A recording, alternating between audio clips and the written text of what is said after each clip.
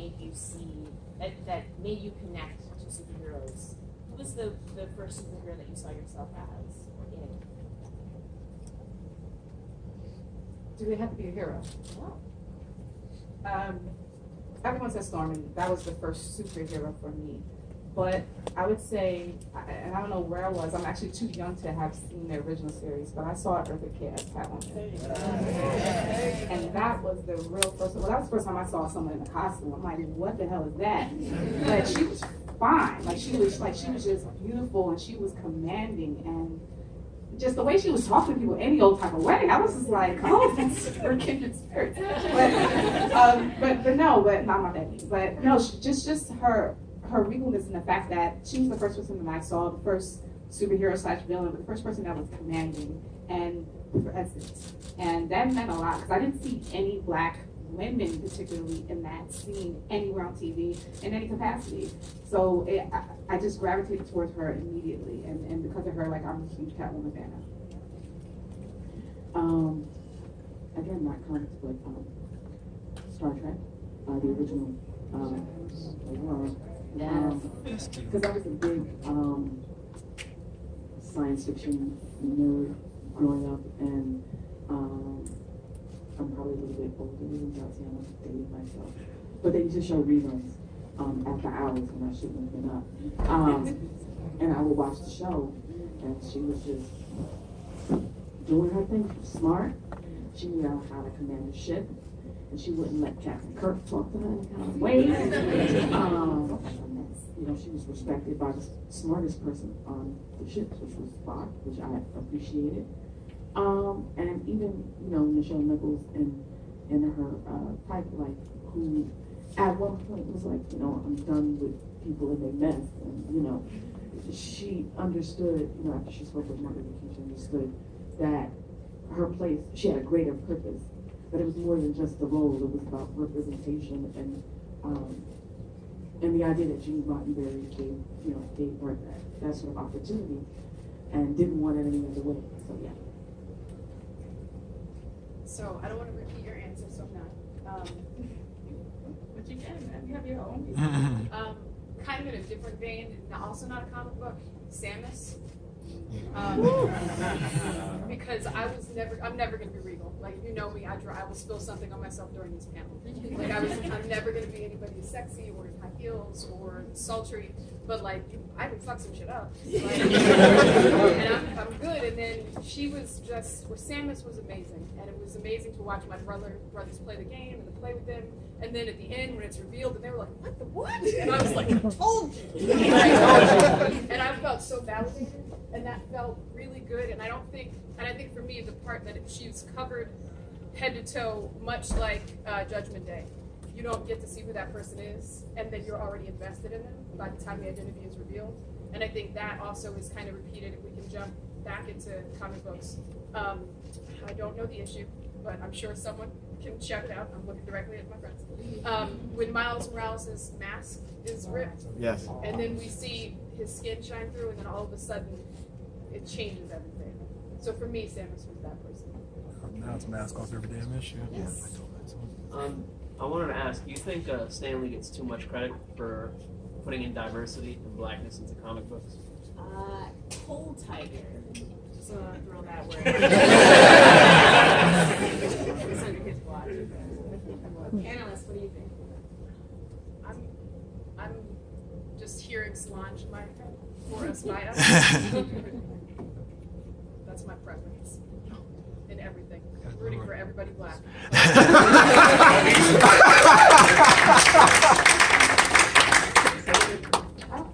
I don't think he gets too much credit. I don't think other creators get enough credit. I'm not really about taking shine away from where shine is deserved. I still think Stan Lee and Jack Kirby and all those people still deserve all that, because they did in fact bring in Cold Tiger notwithstanding. But I think more focus needs to be paid attention and uplift people who are people of color who are creators. So I prefer it if we say, look, who do we need to bring up? Who do we need to shine a light on? Yeah, if we could shout out names, man. Shout out names right now. Thank you so much. So if it sounds like there really wasn't like a character that was exactly you. I mean, because there's like, if you are looking for like a white superhero, you find like there's a white moody superhero. There's a nerdy superhero. There's like a rich tech guy. There's a poor tech guy. There's so many different kinds. But as like black people, we really have like just the black person who shines in comics as like sort of like, oh, here you go, brown people. Here's Falcon. Like there you go. Be happy. I wonder, because when I went to go see the Captain America Civil War, I was going to the audience, and there were two black boys who were dressed up like Falcon, and I got real misty-eyed, I got real teary, I'm dead inside, so I didn't cry. I didn't see it, I didn't note it. And I thought, how is it to grow up seeing yourself? How is it to grow up? And how do you think the effect of growing up with so many different kinds of black superheroes on TV affects kids, black and also non-black kids as well? Okay, so I try to let, my niece who's 10, I try to let her have fun. But in my head I'm sitting there like, visibility doesn't mean proper representation. But I'm like, that's something she'll learn as she gets older. I'm gonna let her have a good time with this now. But for myself, as I saw, I would watch things as a kid and be like, wow, she was black, that's wonderful. And then I watch it now and I'm like, what the hell? I'm like, the sort of portrayals, and I think things are getting better in terms of visibility, but now we have to work on how they're represented, because sometimes I wonder if, what are we losing?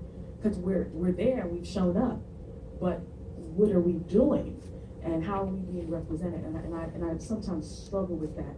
I guess sometimes it's good to just be seen, but you want to be seen and right. And that's what I struggle with when I look at the younger generation. I'm like, do I really burst the bubble and let them know so they know early, or should I just let them have fun? So for now, I let these have a little bit of fun. It's something that I still struggle with. If any of you have advice, I'd gladly take it. I have some advice. I think it's fine to let them enjoy what's happening now, but also still educate them. Like, introduce all the artwork, the artists, people behind the scenes, and also the characters that they should be seeing. She read Kindred. Yes. Oh, does she? She's 10. Oh, that's a heavy book. Actually, which I guess I should give her more credit. Yeah. Because she read the whole book in a day, which I was shocked. And then we talked about Octavia Butler, because you know Octavia Butler was black. Yes. So I think she has an idea, but we haven't just gone in depth there yet. I should mention that. Okay, so let me back up. Give her more credit first. Yeah. I should give the younger generation more credit, because I think they notice, they may not just know how to express what they see. Also, they're growing up with a fundamentally different reality than we have, right? So I have 3 kids. They've never lived in a world that didn't have a black president. And that's fun. I cannot imagine that, because I did not think I would see it. So whenever I'm thinking about what kind of media I allow my children to consume, or what kind of media I bring into my house, I have to start kind of from there, that our worldviews are so drastically different. That there are things that they take for granted that I literally thought I would die without seeing. So for Halloween, there are choices that they have. They have characters that they can identify with. They can be Dr. McStuffins. They can be, who's from Avalor, that imaginary place that is... Elena. Elena, thank you. They have characters that they can in some way relate to, which are also child appropriate, right? Because it's different to say, I'm a 5-year-old, let me go be Catwoman, when a lot, like, I love Eartha Kitt, but also, that was some grown woman shit. Like, I'm compromised for what? Like, I'm okay with it, but I mean, that's a different reality that they have. So I think in terms of like, when we're thinking about media, and when we're thinking about what is available to them, we have to keep constantly raising the bar, but also acknowledge the work that, like you said, let people have their shine. People have done really hard work so that those characters are available to my kids, and I'm very appreciative of that. Even though we still have to push forward. Even though, like, now we're in the room, now we're in the comic book, now we're on the show. Now maybe there's more than one of us. Now maybe we won't die in episode 2. Like, now that that's there, now how can there be more of us? How can we be better representing? Not even fuck maintaining. I want more and more. I want more. Yes. Good afternoon, everybody. My name is Brandon, and I have a question for the beautiful ladies on the panel, specifically Tatiana, because I am a consistent Fan Bros listener. So I'm going to try to boil it down and keep it really short. I work in journalism. I work in newsrooms, traditional print newspaper. And the answer I'm kind of looking for is whether or not it's a big deal or a small deal. So I'm from the Philadelphia area, but I drove up. This is my first New York Comic Con. I drove up from Nashville all the way up to New York. And my buddy is first. Also, he's from Mississippi. And the reason why I mentioned that is because we went to school at Florida A&M University, and I know Tatiana went to Howard. Hey, you know? Which is our rival, the second HU. Sorry. See, you? Okay, what's the question? Sorry. Though? So my question is... Just to ask Tatiana if she was available out No. there? I said I'm not listening, so I know she's married. Kind of feels that way. But my question is more so as a content creator, those who cover, we're talking about diversity and black superheroes, but as those black people who in media who cover these different forms of media, what I realize is that a lot of my friends on the coast, whether West Coast or East Coast, were surprised that Trump won the election because they grew up in New York or LA or places where there's diversity. But as a person who lives in Tennessee, where I'm the only black person, I was not surprised. So my question is, we talk a lot about race and diversity. How important do you think it is for people who cover media as far as region, for there to be people in the breadbasket of America who have different views? A black person in New York and DC is going to have different views from a black person in Iowa, which I lived in for 3 years, by the way. Yeah. So my question to you guys on the panel is, how important is the region that you live in? And because there are two completely different views. What you see in Seattle is different than what I see in Tennessee. So my question is, how important do you think it is to have gatekeepers in the breadbasket of America? I think it's important to have gatekeepers, people of color in every region, period, in the world. And obviously, depending on your level of your content creator, your media person, or press, whatever you are, you have the keys to bring in more people within the fold, right? So what we do is when we look for content creators, we take people from every part of America. We're based in New York, yes, but we have people in the South. We have people in Atlanta. We have people in Florida. We have people in Alabama. I believe someone's coming on in there. We have people in Canada. Like we try to do that because it is important, towards your point, that you have try to get an overwhelming perspective from many different fields within the United States. Because exactly to your point, there is a completely different social issues, sub-social issues within those issues happening. So I think it's very important. I think the power of the internet and social media is that I can go to WordPress and create my own website for free. And I don't have to get validation from anyone else to do what I want to do and what I want to write about. And I think that has given people of color the power to get their voices out there and get their voices heard, regardless of whatever region they're in, regardless of who's in the region or whatever. Because I find, now we don't have to appeal to those at the executive level or those white gatekeepers who say, well, we just need one black person to write about black topics and that's it. No, we can have all types of websites like Fan Bros and Black Owners and Black Women's Problems, and we don't need anybody's validation or anything. You're either going to read it or you're not, but it's not going to stop me from doing what I do. So I think we need those gatekeepers, as you say, but I think they need to understand that the resources are out there for them to create their own and not have to rely on others to do that. I think it's also important to define what a gatekeeper is and what a good gatekeeper is. Now, I'm not talking about the people who are just standing at the door not letting anybody in or being discriminatory and things like that. I think it's important that you boost and push up people of color, and then if you're speaking specifically about black people, but I also think that you have to hold people to higher standards as well. Because there's also this battle between, should we just let them in because they're black, or should we also move towards lifting everyone else to another level? Like, you should still demand quality. You should demand people to practice their craft as well. So don't just like open the door for everybody. Like, you should still help everyone to educate themselves and get on a higher level as a creator as well. So I think that's important. So a good gatekeeper doesn't just say no. A good gatekeeper is actually helping people get to attain a higher quality, to me. I'm sorry. So let me respond. Oh, So yeah. I think the part of the answer to that is we're black, we're not bored, right? So regionalism is really important, and some examples that jump to mind. So I'm with Black Nerd Problems, and we have our writers are spread throughout America, and we even have a writer from South Africa. But when Detroit, the movie came out, right? I'm from Jersey.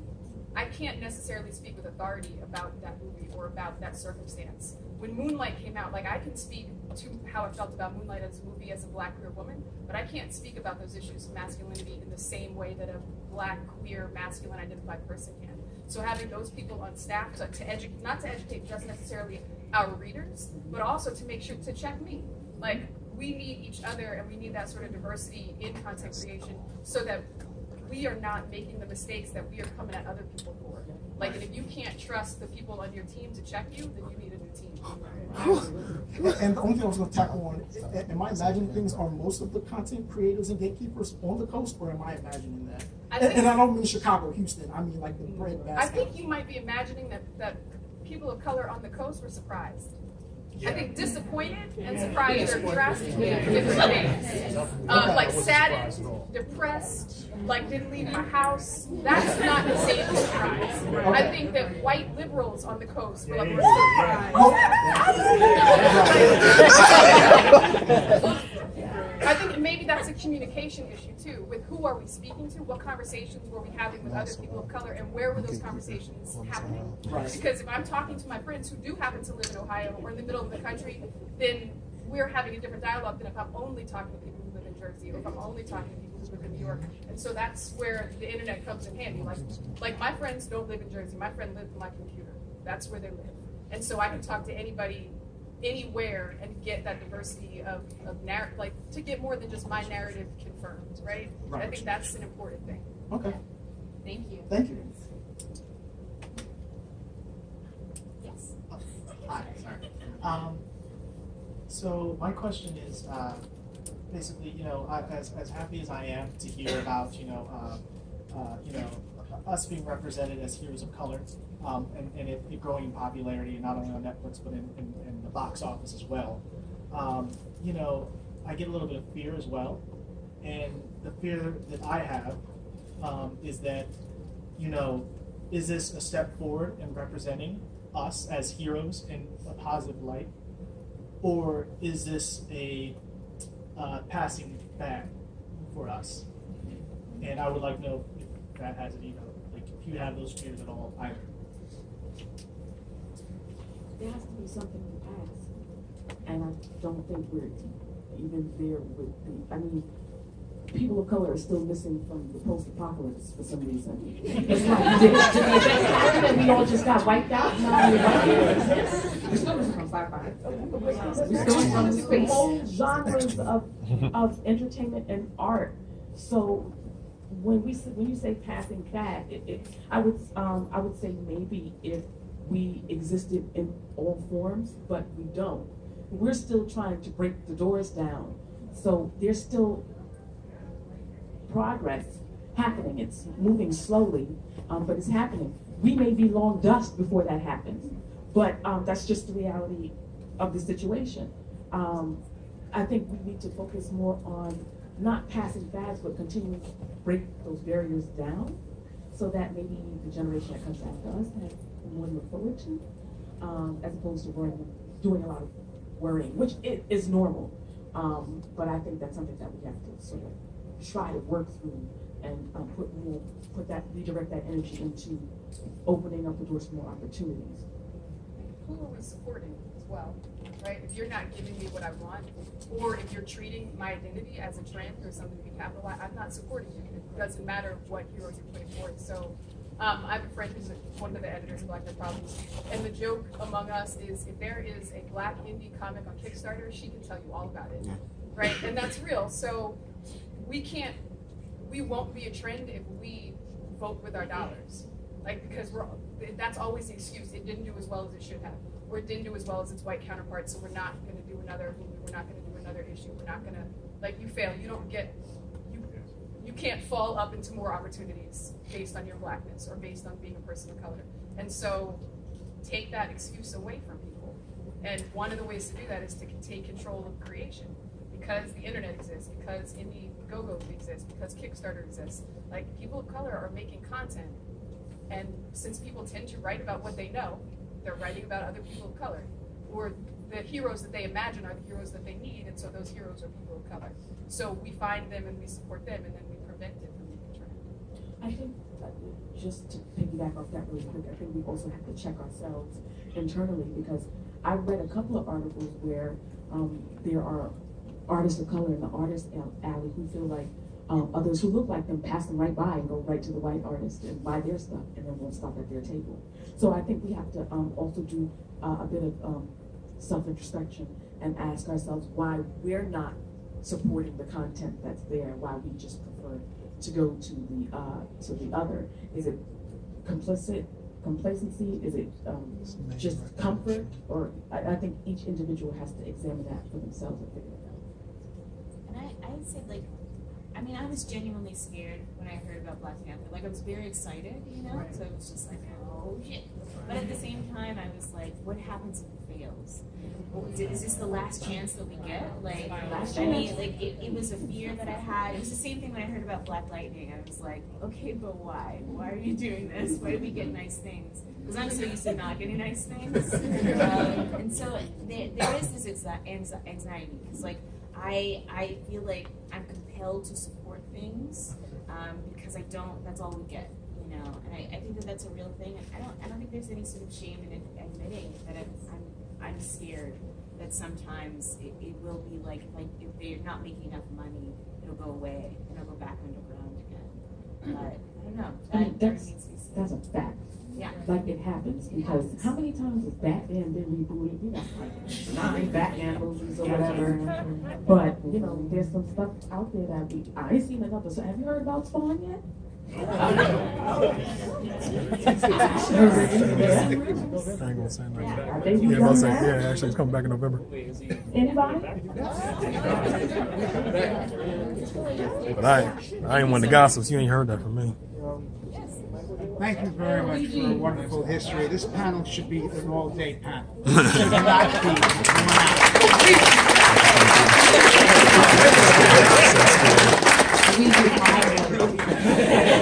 be. Luigi's equal opportunity.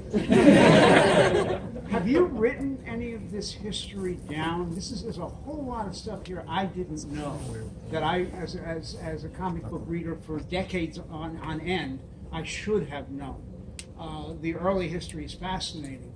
Have you put this down anywhere? There's a book coming out. I think it's coming out next month. And I cannot remember the name of the author. She works with Black Girl Nerds. Man, I cannot remember.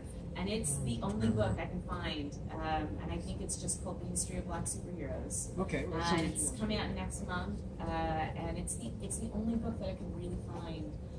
But you know, thank you for that idea, because I mean, there should be more. It shouldn't be that hard to find that. it really shouldn't be. So if there's also a book called Black Women in Sequence, Yes. and if you just go to the index and look at all of the resources that author used to compile that book, it'll send you in all sorts of amazing directions in terms of research. Would it be possible to take that magic computer and put all of your names up there? Because I'm not familiar with any of you, and I would like to do some Nice to following. At Valerie Complex on Twitter, and At Valerie Complex on Complex. Twitter, one word, and at Valerie_Complex on Instagram. At Real Nicole Homer. I'm not going to remember this. I'm gonna keep it 100. I'm trying to type something Thank you very much. And thank you, Mrs. Marvel. Thank you. Yes. Domino in the building. So if you guys can't tell, I'm Domino from the new Dead.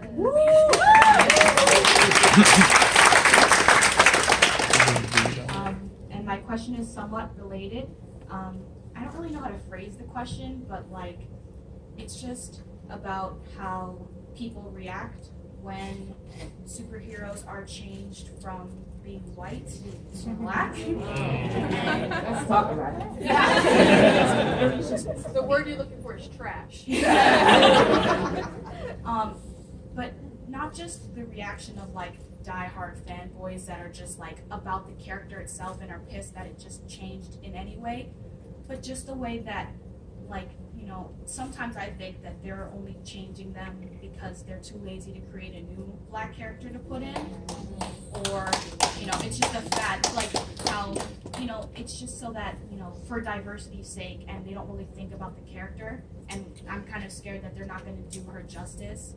So I just want to know, like, what you guys think about when they change white superheroes into black ones. I have a quick question, and I'm not trying to like be an asshole or whatever. Okay, what new books and new characters are you reading currently? Like right now they've changed, in like the Flash TV show, I know that they changed his sidekick from white to black, and Domino, and MJ from Spider-Man Homecoming, they've changed from white to black, even though it's not really the same Mary Jane. I know that it's not the same Mary Jane. It's really not Mary Jane, but it's It's our Mary Jane now, son. It's our Mary Jane now. Ask that question about, I'm the captain. What Better Mary Jane. Superheroes, because people are doing it. I think we look to the. I think in terms of comics, people look to the big two too much, yeah. And rely on them to make changes when there are independent companies out there that are doing it, and independent creators out there who have new stuff, and no one supports it. So when people say, "Oh well, you know, making new characters," you don't need to rely on DC and Marvel to create them. There are new characters that are out there. But if you're talking about in terms of within the two big houses, I mean, I don't have a problem with them changing, especially if the character, their backstory isn't solely relying on who they are racially. I don't really see the difference in the change. Of course, even though I think Black Panther was once white, I think it was like No. Wait. Cosplaying as Black Panther. no.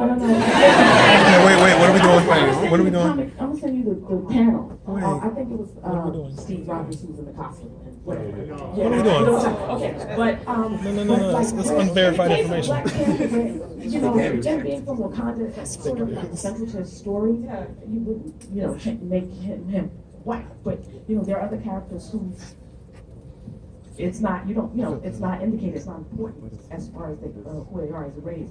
So changing them, it's like, well, it's just a different person. But that's just my opinion.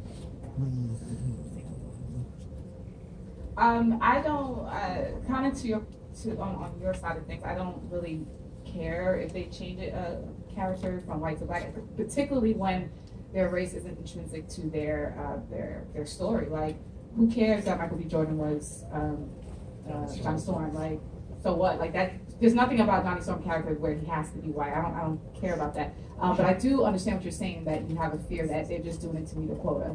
That doesn't really mean anything. And to that point, that's where I have to say, again, maybe what Toy Ronnie said, stop putting all your stock into the big two. Like, seek out other people. Like there's Kari Randolph. Seek out all these other people. There's Emilio Lopez. Like there's this, and they're over in actually in Artist Alley right now. Go to Artist Alley right now and check out all the people of color that are down there. Latino, Black, everybody, Asian, they're all there. Chris Goodhart, he's down there too. Like we're here, and I think that it's important to. That's fine to have that fear, but like start moving your stock elsewhere into other places. Put your money and your time and your attention into the other people who are doing it right, because I think that would reduce the stress and the anxiety a lot more. So I guess offer maybe a third perspective. I don't necessarily have a problem with that with the change of white characters to black characters. But then my question is one of colorism. Why do all of the black characters look a certain way? And then I think maybe for me, that's where the pushback should be, or those are the questions that I would like to direct at the casting agents and the executives. Because I feel like that's a conversation that we also need to have. Thank you so much, Donna. Hi, Hello, my name is Matreat, and I'm almost 60 years old, and I've been reading all these comics all my life. These were magic moments in my life when I picked up a comic and saw a black man named Black Panther wearing a costume, being the prince or the ruler of a country, coming to America to bring justice to America at the time when we really needed it. I had giant-sized X-Men in my hand when Storm first came on the scene. I was in front of the TV. I had a calendar when Star Trek first came on, and I saw a woman from Africa. I'd never seen a woman from Africa before. Also, there were other magic moments. You know, it's not just comics. It's comics, it's sci-fi, it's kind of fictional, heroic fantasy.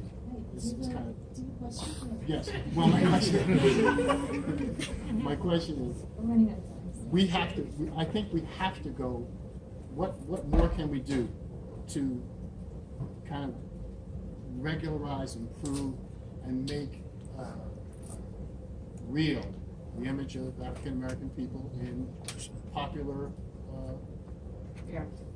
popular art forms? The push has to come from all sides, and I say that because everyone's like, and we've said it too. Like I was talking to everybody, all people come here. You got to support your people or do this, and also don't just support blindly. Support quality and push that up. Yes.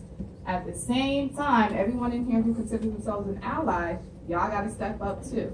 Everyone who holds the keys, y'all got to step up too. It has to come from all sides. It has to be a collective push to getting this out there in this space. Yes, there's plenty of stuff that we can do independently. We can build a WordPress site. We can go put out Kickstarters and do all this other stuff. But we need help. Some of you guys are connected right to the media. Some of you guys work for New York Times in here. I don't know. I'm just saying. But some of y'all may work for these spaces where you have a platform that you can say, you know what? I know a really good black woman artist that she doesn't have a platform to show off her stuff, and I know someone in the art department. Maybe I can loop her in. And this is for everything, not just with comics, like art, whether it's whether it's entertainment, whether it's anything. Like I think there has to be a full effort, full court press to make it work. That's what I think. So mine is kind of, let me come from left field with it. I think that to normalize it can't just happen in the realm of media consumption. So people in the room, like if your kids go to a school, demand that there be teachers of color. Because white people won't, got that covered. Like white people won't buy things that have people of color on it because they don't, like I don't need black people to be humanized for me. Like I'm human. Like so problem solved. What I need is for other people who are not black and who are not people of color to think of me as a person, and they're not going to do that until there are figures of authority in their lives that are not people that don't look like them. And so it's not just about media, because they'll never see a fully developed character if they're not willing to purchase the title, and they're not willing to purchase the title because they don't see black people and people of color as people. So for me, it has to be more than just media consumption. It has to be a push from all directions, but in all arenas as well. So it has to be normalized in society. Yeah. Period. Yeah. Thanks again for that history. Can we download that, your history? Oh, yeah, sure. On my Twitter. Yeah, absolutely. I'll put that up. Yes, sir. Thank you. I just want to say I actually don't really have a question. I'm going to make that clear. I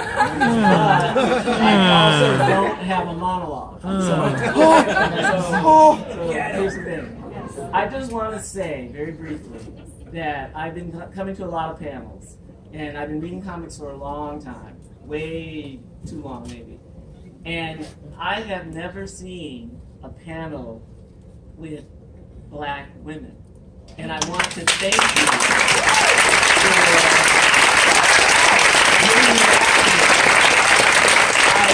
I have seen one black woman, maybe two, but I have never seen a panel. I did not expect a panel on black superheroes to have sisters. That's all sisters. That's all sisters.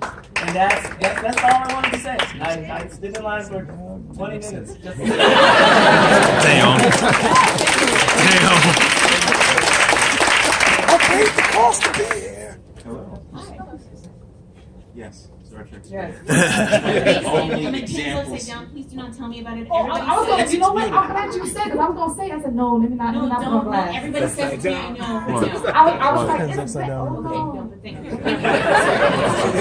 Star Trek's one of the only examples that takes place, not just in science fiction, but in the future, that we as a people have made it. We are Fascinating.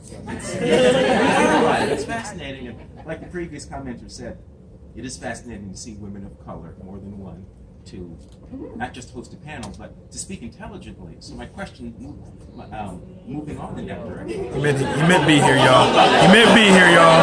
He meant be here, y'all. Y'all know damn well what he meant. Y'all know what he meant. Y'all knew what he meant. Y'all did. That's terrible. Y'all knew. React to me once Y'all you knew. because I'm trying to. Yes, please. Please. Y'all When I say, terrible. Y'all terrible. Y'all knew. unfortunately, we have been educated in a way that would make, we're hypersensitive. And so when I say the word intelligent, I am not meaning it derogatively. I'm meaning that, which goes into my question. As black people, as people of color, and then as women of color, what do you think can be done, not just in comic books, not just in media, but when it comes to people of color talking to people of color? What do you think can be done to not just diversify or uplift the conversation? Because if you look at it historically, when the Cosby TV show came out, you had black people that I don't know any black doctors, I don't know any black lawyers. That's not real. When Barack Obama made his announcement for running, a lot of black people asked, is he black enough? I don't know any black people. So what do you think can be done from your points of view that would increase the ability for black people to talk to each other in a way that's diverse, that's interesting, that's upbuilding? Can I answer this?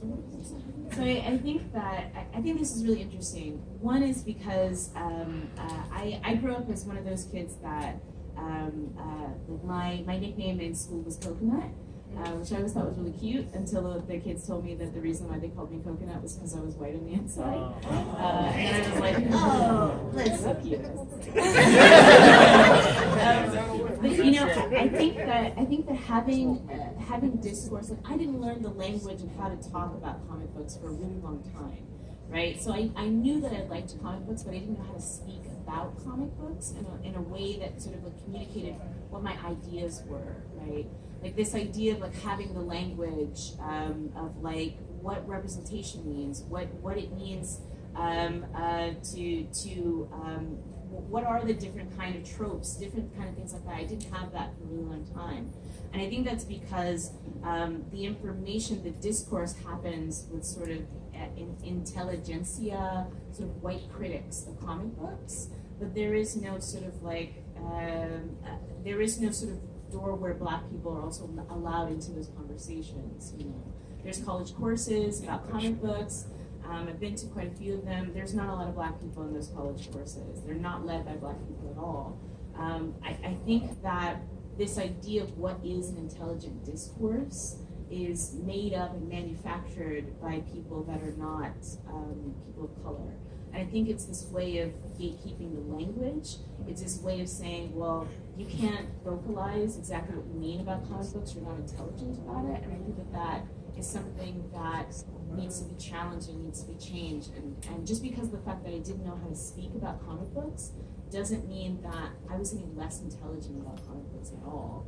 I just had to learn how to speak in a room full of people where everybody could understand my ideas. That didn't mean that I was any less intelligent about it. So yeah, it's just another sort of repertoire. Like I know crappy Japanese, I know crappy French, but I'm fluent in comic books. And so that's a language that I can speak now. So. Can I add to that? I think we get stuck in this idea of the medium is the message.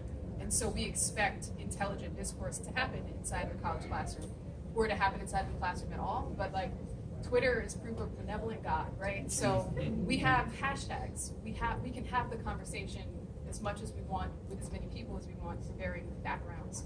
So we did, at Black Nerd Problems, we did a book club, and we had a conversation about a book with strangers on the internet for an hour, where we discussed representation and where we discussed what is an unapologetic female protagonist look like. And that didn't happen inside a college classroom, but like, I'm a college professor. That is exactly the kind of thing that does happen in a college classroom. But just because it happens on Twitter doesn't make it any more or less valuable, right? And I think that's the kind of thing that we need to rid ourselves of, that intelligent conversation has a time and a place. Like, Twitter is always the right time and always the right place for whatever you want to get into, right? Or a specific form. There's no specific form. You can have a intelligent conversation in many different ways, different forms, different languages, different, and not just, I don't mean like literal Spanish or English, no, I mean like different people speak differently, especially when you're from different places. We talk about that regionally. Like, regionally, people may not, I'm from New York, I'm from Brooklyn.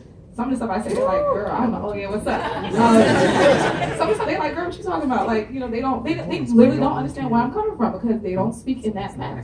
You know, so you have to be open to that just because you guys don't understand that maybe the inflections or the tones you're using doesn't mean it's any less intelligent. Right, I'm from the Bronx, you know what I'm saying? What So, up? I can give it to you any way you want. And it ain't about code switching, it's just about, you gotta meet people where they at.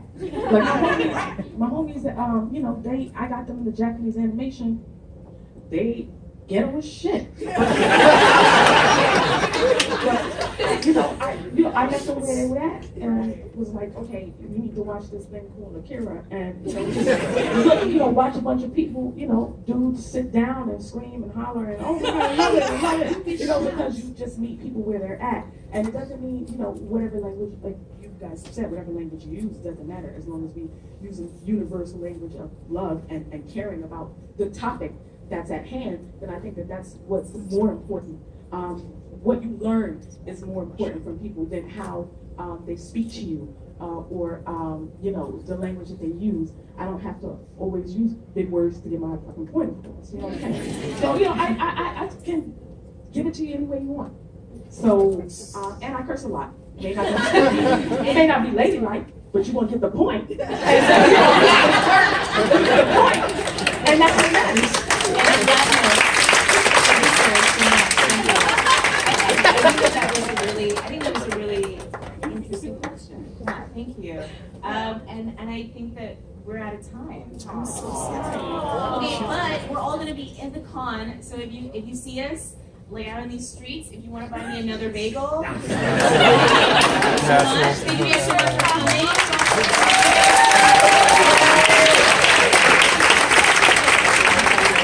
And then I also want to say thank you.